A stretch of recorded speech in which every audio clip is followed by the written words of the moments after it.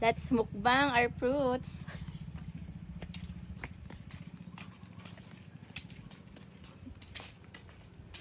Subukan pakita yung mukha mo, yung prutas lang. Wow. Wow. Ayan, matitikman na natin ang ating Yellow fruits. hinarvest na papaya. Thank you po. Ayan. Tsaka watermelon. Okay, let's mukbang our watermelon and papaya. Ito yung papaya na pinitas natin kaninang morning. Ayan, titignan natin kung matamis. Okay, let's start our mukbang. Umpisahan natin sa papaya. Kung matamis siya. Hindi na namin tinanggal ang buto guys, kasi sabi ni Papa kinakain niya yan. Ngayon, di naman daw siya sanay na kinakain ng buto sabay ng laman. Anong ano ninyo? Tamis. Matamis yung buto, mapait. Naghalo ng tamis sa kapait.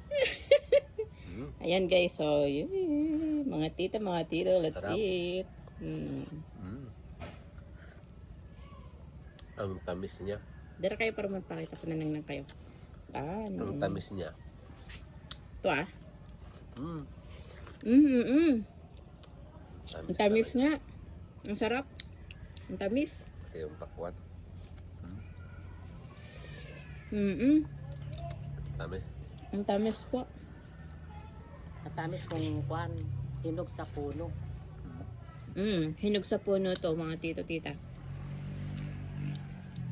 Yung hinog sa puno, matamis. Kaya na. Ito yung pakwan, matamis rin.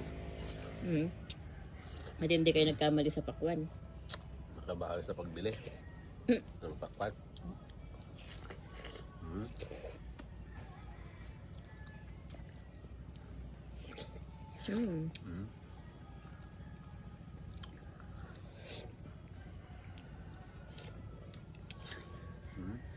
Boss.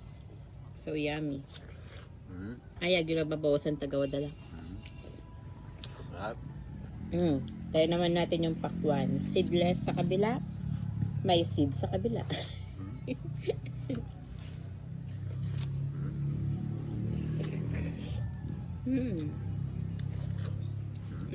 Mahamit mo ipakwan. Mas gagabay ko yan sa amire. Sarap. Matimabang ng kapahas matamis. Pero ang vibe ng summit,